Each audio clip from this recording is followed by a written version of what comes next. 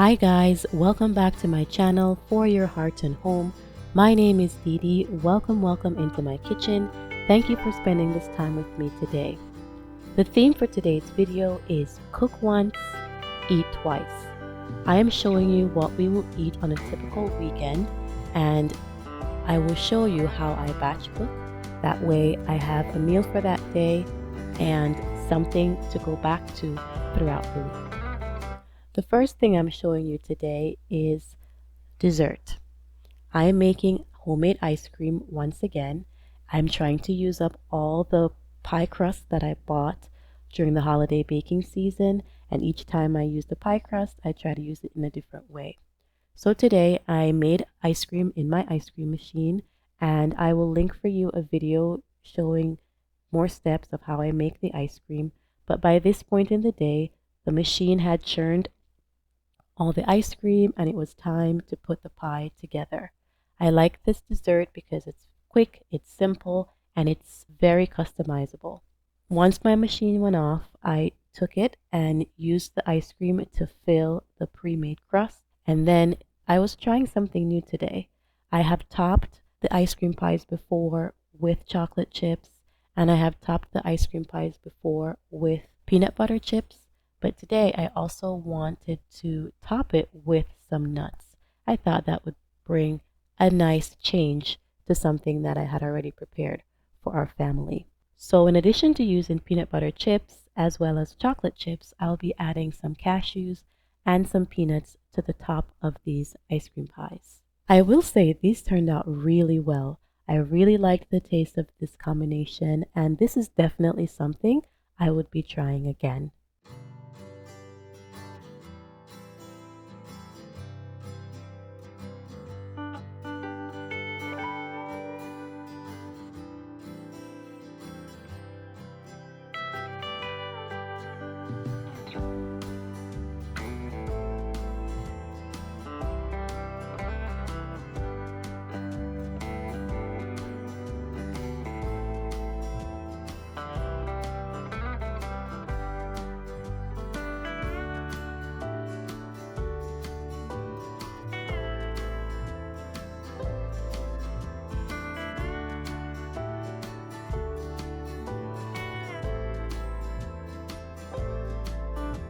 Once I had my pies filled with the ice cream, I was going to chop up some fresh nuts.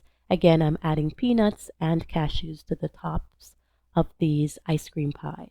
I'm using a simple tool here just to chop the nuts a little bit before putting them on top of the pie.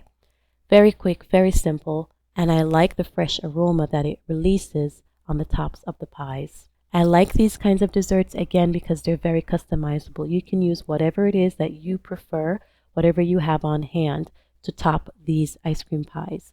Now, my family prefers cashews, peanuts. We occasionally use almonds as well.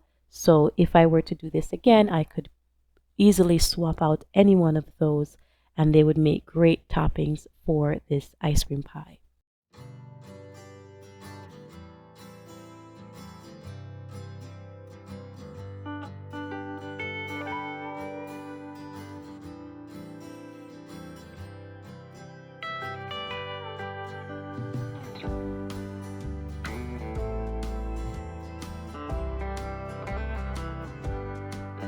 And so there you have it, guys. Very quick, very simple, so easy to do, and you can customize this with whatever it is that your family enjoys eating. So I'm going to put these in the freezer so that they can harden, and we will be able to have them for dessert later on today. So today we're having pancakes with scrambled eggs and potato cubes. I have pre-made the pancake batter, I have cut up the potatoes, and I have my eggs ready for scrambling. Here you see me showing you some of the pancakes in my cast iron skillet. This is how I make pancakes. You can also use a griddle if that's what you have. Here you have it. Everything is ready to go. We have a few pancakes, the potatoes are done, and the scrambled eggs. Here's a look at my plate. I also added some Christmas jam to the top of my pancakes. I love the flavor of Christmas jam on pancakes, and if you've never tried Christmas jam, you need to try it today. Cranberry season just ended in our area, and I used much of the cranberries I had to make cranberry juice, and I made a great big batch of Christmas jam, and I'm so glad that I did that, and I cannot wait for cranberries to get back into the grocery stores because I am hooked. I use it on everything, and so I definitely put some on my pancakes this day to enjoy with my breakfast. Next up, it's lunchtime, and so we're getting ready to make some pepperoni quesadillas. I've talked about this in a previous video where I take tortillas and we use pizza toppings to make what we call a pizzadilla, but it's very simple. So I'm rolling out some tortillas that I will be making on the stove. So here I am rolling out some tortillas, getting ready to put them in my cast iron skillet. You can make tortillas on a skillet, but you can also use a griddle. I've seen people do different things. So I'm going to once again make a double batch of these tortillas. That way we can have some for lunch this day and have some reserved in the fridge or the freezer for another meal another day. One thing that is big for me in the year 2025 is having little gifts left for myself in the kitchen. So whenever I'm doing something, if I can do a quick double batch of it, then I'm going to go ahead and do that and reserve some in the freezer. This has come in really handy in the last few weeks, and I want to continue this trend in 2025. Now, if you would like a recipe for pancake mix, if you would like a recipe for tortillas, you can check the description box below. I will be sure to link the recipes that I'm using. In a previous video, I made tortillas and I used oil, and I mentioned that the recipe came out okay and the tortillas tasted fine, I really preferred when I used butter instead of oil. So in this recipe, I am using butter, and I feel like the tortillas came out a lot better than the ones that used oil. For sure, I've tested using oil and I've used butter, and my preference is the use of butter in the tortilla recipe. So I believe I will stick with that one. So for me, the trick for getting really nice tortillas is to get the dough as flat as possible. And so that's what you see me doing here. I'm rolling it out as best I can because then the tortillas will cook quickly and evenly. So here you have it. My tortillas are finished. They're soft and they are warm because I keep it between a clean dish towel. I will pass these off to my children and I will have them put together their own pizzadillas. Once again, I find that this recipe works better for me when I use butter, and I'm going to continue doing so. I just wanted to show you me assembling this pizzadilla, and again, I like this because it's very quick and simple. Once the tortillas are prepped, my children can easily do this. They simply take the pizza toppings, they put it between two tortillas, and pop it in the oven for a few minutes to allow the cheese to melt. Sometimes I use a cheese mix. Today I'm just using mozzarella, and that works out just fine as well. Once I put all the toppings on the inside, I'm just going to cover with another tortilla and pop it in the oven. Again, you guys, in this household, we do not strive for perfection. So these are not perfectly round tortillas, but they taste wonderful and they are soft. Pair it with some fruit or some fresh vegetables and it makes a wonderful meal. All right, now it's time to prep dinner for today. This really actually is what my children will be having for dinner. My husband and I are having some lasagna and some ground meat, while the children will be having some homemade pasta and sauteed shrimp. As I mentioned in a previous video, our children are not huge fans of lasagna, and so if I know lasagna will be on the menu for this day, I try to make sure there's something for them as well that they will truly enjoy. And as a gift to myself, I had reserved a whole tray of lasagna in the freezer, so while that was cooking in the oven, I was able to roll out some homemade pasta for the children to have. Now, this pasta roller that I have here, I've had for going on maybe 2-3 years now, and it's very finicky, I will say. But it's not the machine's fault. It definitely has to do with the dough. I use my bread maker to make my pasta dough, and if there's any slight variation in the recipe at all, the pasta roller will let me know. So we have a love-hate relationship, but I find that over time, with use, I have figured out the kinks and the tricks of using this machine. I do have a pasta maker that I will be using more once I finish up with the store-bought flour. I will be using my freshly milled flour because that pasta maker is designed really for freshly milled flour. And so I'm looking forward to seeing if that makes life a little bit easier. So to use this pasta machine, it's very simple.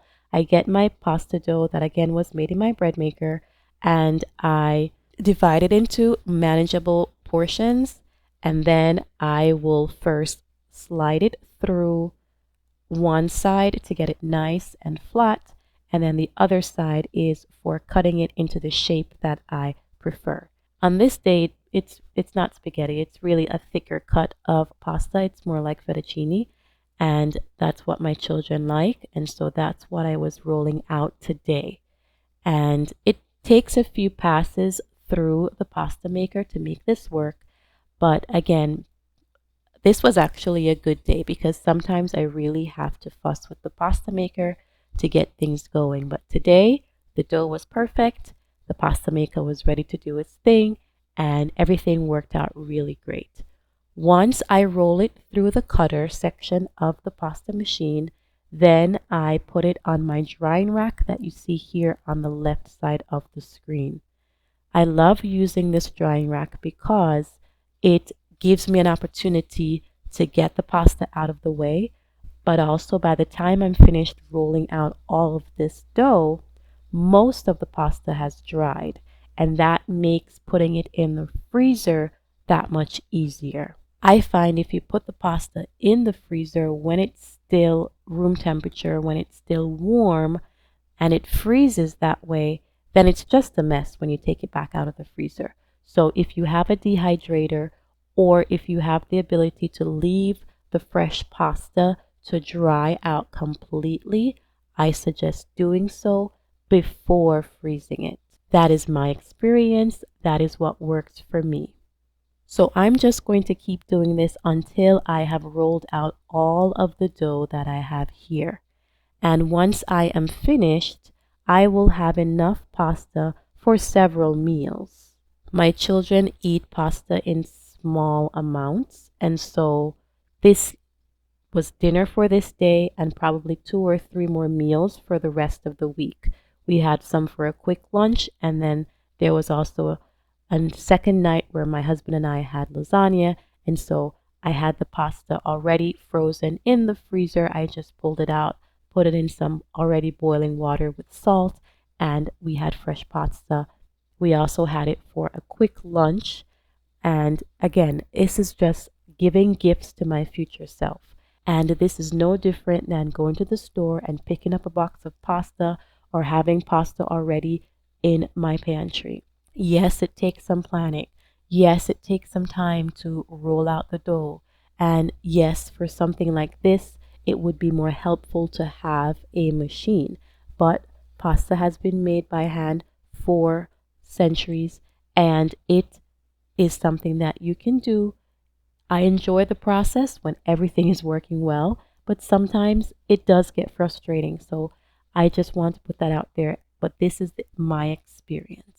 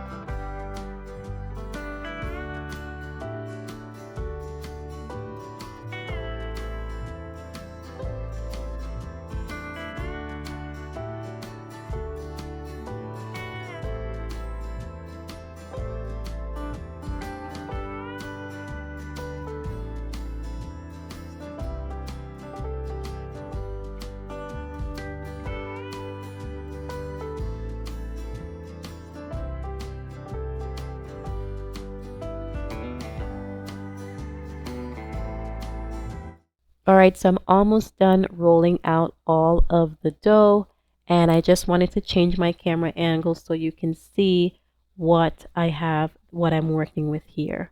So I mentioned in a previous video that my husband and I were on this journey to cleanse ourselves and to detox our bodies and our home prior to having children. But we fell into a rut. Once the children came, we got into a habit of getting convenience foods because it was convenient. And so we had to do like a second round of that. And I feel like it's an ongoing journey. I'm not here to bash convenience foods. I'm not here to make anybody feel less than because they're using pre-made things in the grocery store. I'm just showing you changes that I have made and that I feel like has been beneficial to our family. Pasta has been a big part of our family for a very long time.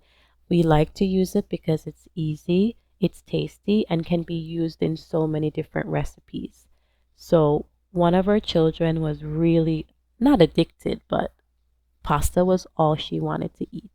And we got to the point where we're like, okay, we have to find a way to give her what she wants, but possibly in a healthier way.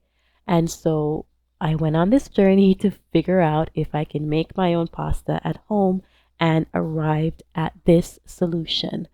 And she now prefers this kind of pasta over the ones we used to buy in the grocery store. Now, if we go on vacation somewhere, I'm not lugging my pasta machine with me, and we tend not to eat out even on vacations. We try to get locations that have a well-stocked kitchen. That way, even on vacation, we can continue to maintain the healthy choices. Now, I'm not saying that we don't go off the script and we don't, get a treat here and there, whether in our everyday life or in our vacation life. Yes, we do. We allow for that. But we also like to maintain as much as possible, no matter the circumstance that we're in. So on vacation recently, we bought a box of pasta, and again, she did not enjoy it as much. It was different, and it wasn't a good different. And so I'm glad that our palates are now adjusted to this kind of pasta, and we look forward to this. It's a chewier texture, and it's flavorful, and it really soaks up the home canned pasta sauce that I make. So this is something that I enjoy as well, and I would have had on this night had I not put lasagna on the table for my husband and myself.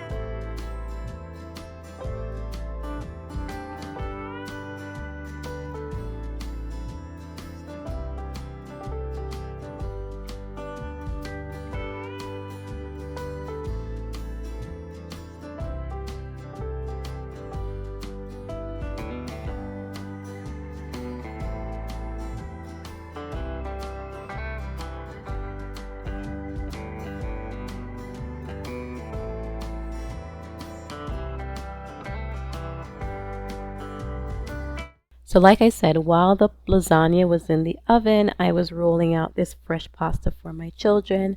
And here is my finished pasta tree. I had about 20 arms full. And again, this was plenty enough pasta for tonight's meal and several meals throughout the week. So here you have it. Here's the lasagna my husband and I had for dinner that night. It was glorious, and once again, I'm so glad I've started in this pattern of cooking once, and eating twice because I already had this lasagna reserved in the refrigerator and it made for a quicker dinner that night. Here is a plated portion for my children. They had the homemade pasta with sauteed shrimp, and I paired that with 2 pieces of a fresh Dutch oven loaf. And here is what my husband and I had for dinner. Again, we had the lasagna with some ground meat, and we also had pieces of a Dutch oven loaf. My pies were done. They're frozen all the way through, and this was a great ending to a lovely meal. Remember guys, cook once, eat twice. So I had some pancakes reserved for the refrigerator for breakfast for later on in the week. I had extra tortillas to put away and have for lunch for the remainder of the week. And I had pasta. And again, that amount of pasta was enough to make 2 or 3 more meals throughout the week. By this point, the pasta was dried all the way through, so I just reserved it in the zip top bags. I'm still on the hunt for freezer safe containers that are reusable. I would like to get away from using all of these plastic bags, and if you have recommendations, please feel free to leave them down in the description box below. But I'm really happy that I took the time to put away just a few items to make my life simpler and easier throughout the rest of the week.